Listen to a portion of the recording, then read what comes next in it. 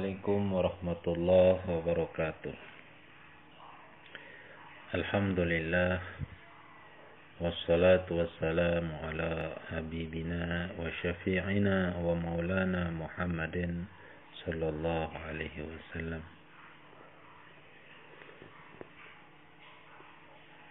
Alhamdulillah, pada pagi yang berbahagia ini kita akan membaca sekaligus mengkaji kitab Syarah Sulamut Taufik,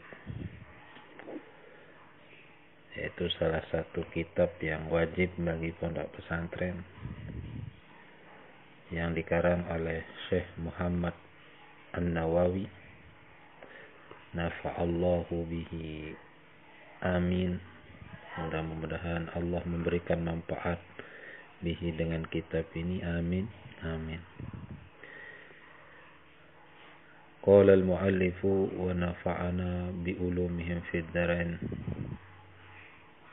amin. Fa'alam, maka ketahuilah, annahu, bahwasanya Allah, la ilaha illallah, tidak ada Tuhan kecuali Allah. Bismillahirrahmanirrahim, dengan nama Allah yang Maha Pengasih lagi Maha Penyayang. Alhamdulillahilladzi tafarrada bil izzi wal jalali. Alhamdulillah, adapun segala puji, lillahi, ialah milik Allah. Jadi pujian itu pada hakikatnya adalah hak Allah Subhanahu wa ta'ala dan tidak dimiliki oleh ciptaan yang lain. Karena pujian adalah haknya Allah Subhanahu wa ta'ala, maka kita sebagai manusia yang dhaif tidak berhak untuk dipuji. Tetapi kalau seandainya ada orang yang memuji tetapi niatnya untuk mengagungkan ciptaan, untuk mengagumi ciptaan Allah Subhanahu wa taala, menjadi sesuatu yang tidak dipermasalahkan. Jadi alhamdulillahi, adapun segala puji, lillahi, ialah milik Allah. Allazi, zat. Jadi Allah ini adalah zat. Al-wajibil wujud, zat yang wajib adanya. Tak mungkin zat Allah itu tidak ada. Jadi pengarang kitab di sini mengawali kitabnya dengan awal alhamdulillah dan bismillahirrahmanirrahim. Kenapa? Sebab karena Nabi sendiri menjelaskan di dalam hadisnya, kullu amrin zibalin la yubda'u bil basmalah bahwa akhta. Jadi segala urusan kalau tidak diawali dengan bacaan bismillahirrahmanirrahim bahwa akhta, maka keberkahannya akan hilang.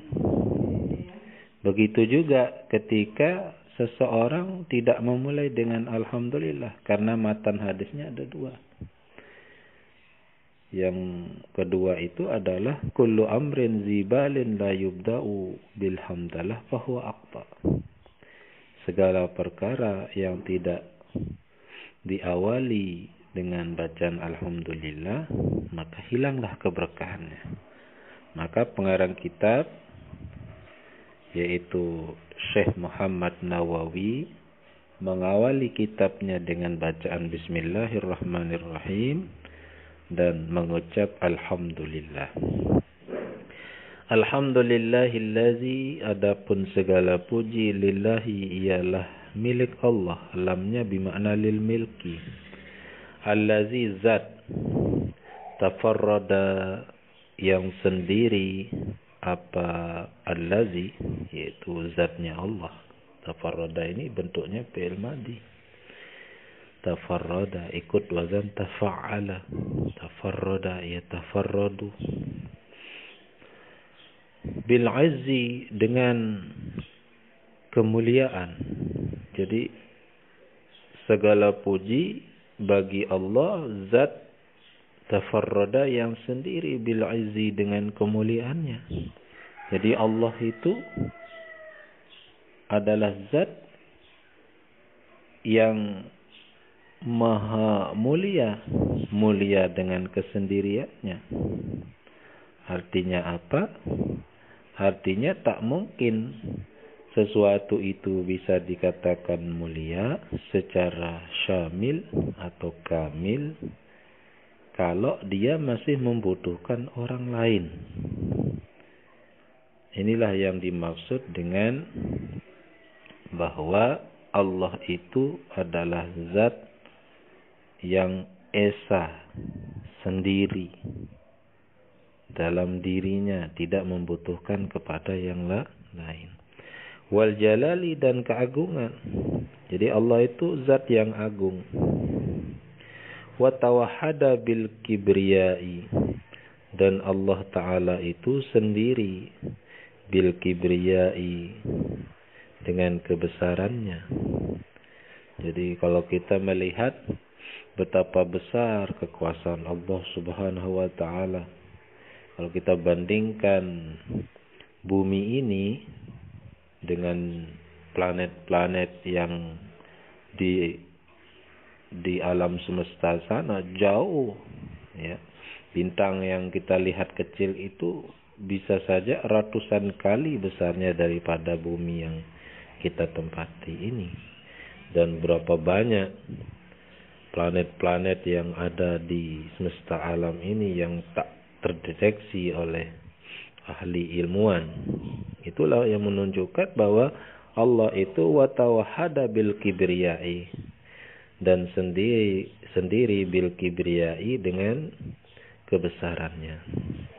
Wal kamali, dan ay wa tawahhada bil kamali, dan sendiri bil kamali, wal kamali, dengan kesempurnaannya. Jadi Allah itu sempurna. Tak mungkin Allah Subhanahu wa Ta'ala itu memiliki cacat. Kalau seandainya Allah Subhanahu wa Ta'ala itu memiliki cacat, maka dia itu sama seperti makhluknya. Tetapi karena Allah tak mempunyai kekurangan, tak mempunyai cacat, maka Allah itu mempunyai sifat kamal, yaitu kesempurnaan yang ada pada zat Allah Subhanahu wa Ta'ala. Ahmaduhu, aku memujihu kepada Allah, kata pengarang kitab Syekh Muhammad Nawawi, ala kulli halin, atas segala kondisi. Jadi atas segala kondisi yang Allah berikan. Jadi beliau itu selalu memuji Allah. Alhamdulillah. Diberikan nikmat selalu mengucapkan alhamdulillah. Di dalam kitab Jam'ul Jawami karangan Imam Zakaria Al-Ansari menyebutkan bahwa wa anna syukral mun'imi wajibun bisyar'i, bahwasanya mensyukuri nikmat itu, Allah itu wajib di dalam syariat Islam. Ala kulli halin hamdan, dengan pujian, yuqabilu ni'amahu, yang menghadapkan ni'amahu kepada segala nikmat-nikmat Allah Subhanahu wa Ta'ala. Jadi karena kita memuji itu, Allah akan mendatangkan nikmat-nikmat yang lain. Dengan bersyukur. Memuji itu salah satu bentuk kesyukuran hamba kepada zat yang memberi. Sehingga ketika seseorang itu bersyukur, yuqabilu ni'amahu, maka orang itu akan dihadapkan dengan nikmat-nikmat Allah yang lain, yang justru berlipat-lipat lebihnya. Ketika seseorang diberikan rezeki 10.000, dia bersyukur kepada Allah, maka mungkin saja karena bersyukur kepada Allah itu akan dilimpatkan rezekinya dengan datang rezeki yang lain. Wa yudafi'u nakmahu, dan menolak nakmahu kepada murkanya Allah. Jadi ketika kita memuji, murkanya Allah itu tak mungkin datang. Ya, tidak mungkin datang.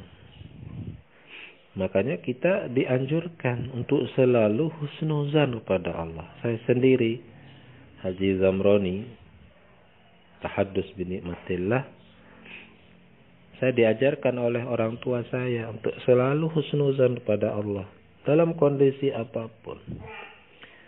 Dan selalu mengambil hikmah dari segala sesuatu yang menurut kebanyakan orang itu adalah suatu yang buruk.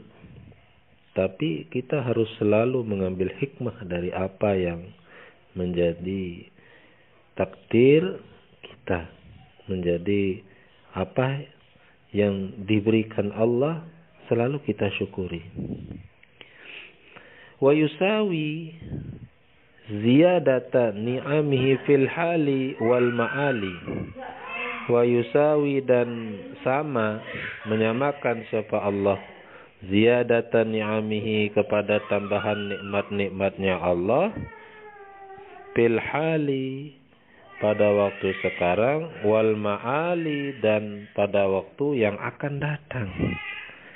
Jadi nikmat yang Allah berikan sekarang dan yang akan datang itu sama.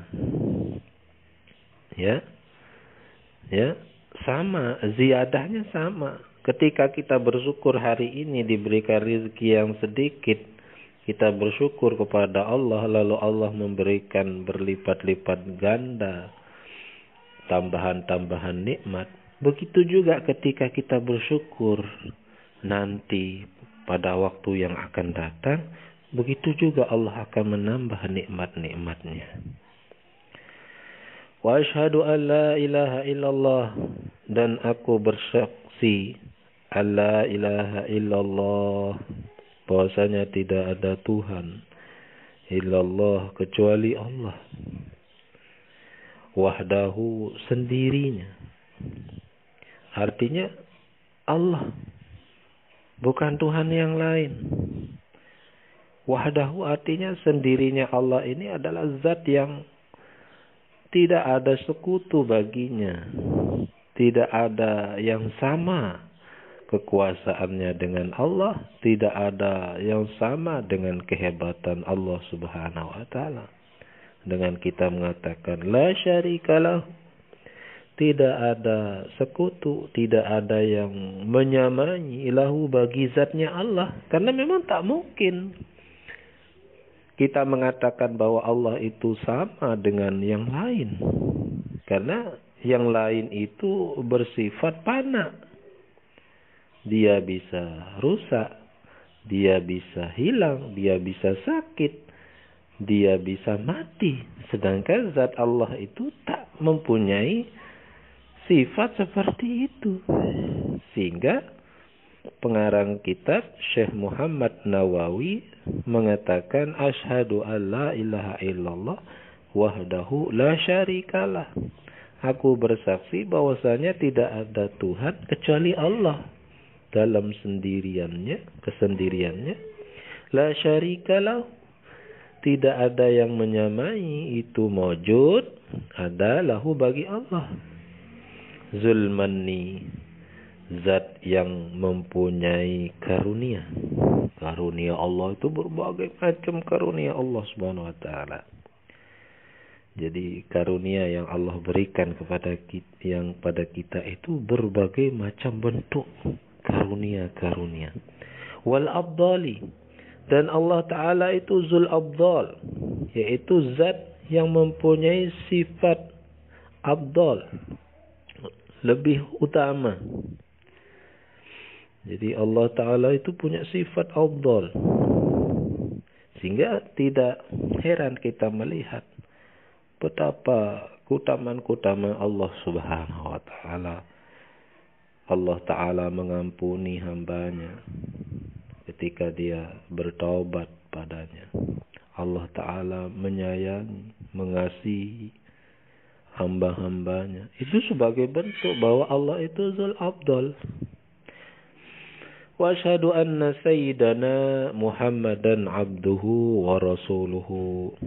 Wa asyhadu, dan aku bersaksi, anna sayyidana, bahwasanya junjungan kita Muhammadan, Nabi Muhammad, abduhu, ialah hambanya Allah. Ini menunjukkan bahwa Nabi Muhammad itu adalah manusia biasa. Ana basarum mislukum, saya itu manusia seperti kamu.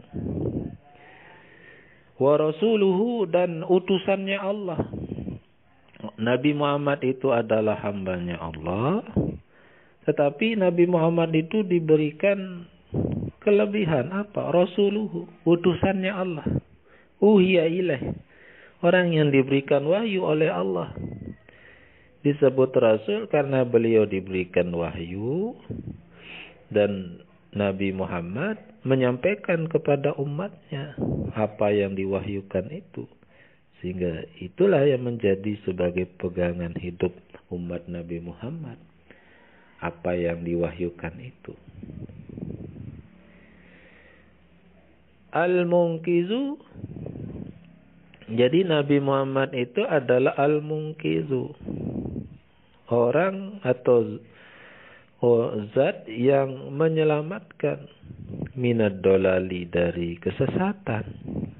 Jadi misi Nabi Muhammad SAW itu adalah menyelamatkan orang, menyelamatkan umatnya minad dolali, dari kesesatan.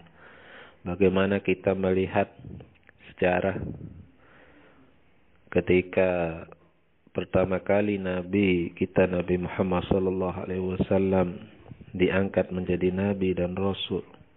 Pada saat itu, betapa banyak kesesatan-kesesatan yang dilakukan oleh umat manusia, umat jahiliyah pada saat itu. Mereka membuat patung yang mereka buat itu mereka sembah begitu saja. Itu secara logika, bagaimana mungkin mereka menyembah sesuatu yang tidak memberikan manfaat dan mudarat? Sehingga marilah kita bersama-sama selalu berpikir apa yang baik dan apa yang buruk itu sudah tabi'iyah, karakter manusia bisa membedakan itu dengan fikrun salimun. Wada'i, dan mengajak. Jadi Nabi Muhammad itu adalah orang yang mengajak ila asyrafil khisali, kepada paling mulianya capaian. Salah satu paling mulia capaian yang didapatkan oleh Rasulullah SAW adalah insanul kamil, manusia yang sempurna. Kalau kita tidak mungkin bisa sampai kepada insanun kamilun, ya minimal mendekatilah. Karena memang Nabi kita itu mengajak kepada asrafil khisal, kemuliaan capaian. Sehingga kemuliaan capaian ini bisa kita dapatkan ketika kita mengamalkan man ana alaihi wa ashabi. Yaitu orang-orang yang mengikuti saya dan para sahabat, kata Nabi. Tak mungkin kita masuk dalam golongan itu kalau kita tidak berusaha mengikuti Nabi, mengikuti para sahabat, mengikuti para tabi'in, mengikuti para tabi'it tabi'in, mengikuti para mazahib. Ya, yang terkenal di Indonesia ini adalah mazhab arba'ah, terutama dalam ibadah kita mengikuti Imam Syafi'i. Kenapa? Sebab karena Imam Syafi'i ini adalah mazhab yang ikhtiyatnya yang lebih utama, kehati-hatiannya. Wa mubayyinil harami minal halali sallallahu alaihi wasallam. Dan orang yang menjelaskan yang haram minal halali, dari yang halal. Ini yang haram, ini yang halal. Sallallahu alaihi wasallam. Itu Nabi kita. Nabi kita yang menjelaskan ini yang haram, ini yang halal. Wa ala ashabihi, dan atas sahabat-sahabat Nabi. Siapa yang disebut dengan sahabat? Yang disebut sahabat itu adalah man ra'an nabiyya mu'minan. Orang yang melihat Nabi dalam kondisi beriman. Bagaimana kalau ada orang dalam kondisi tidak beriman melihat Nabi, apakah disebut sahabat? Tidak. Lalu setelah Nabi meninggal baru dia beriman, dia tidak disebut sahabat. Walaupun dulu ketika dia belum beriman, dia pernah melihat Nabi.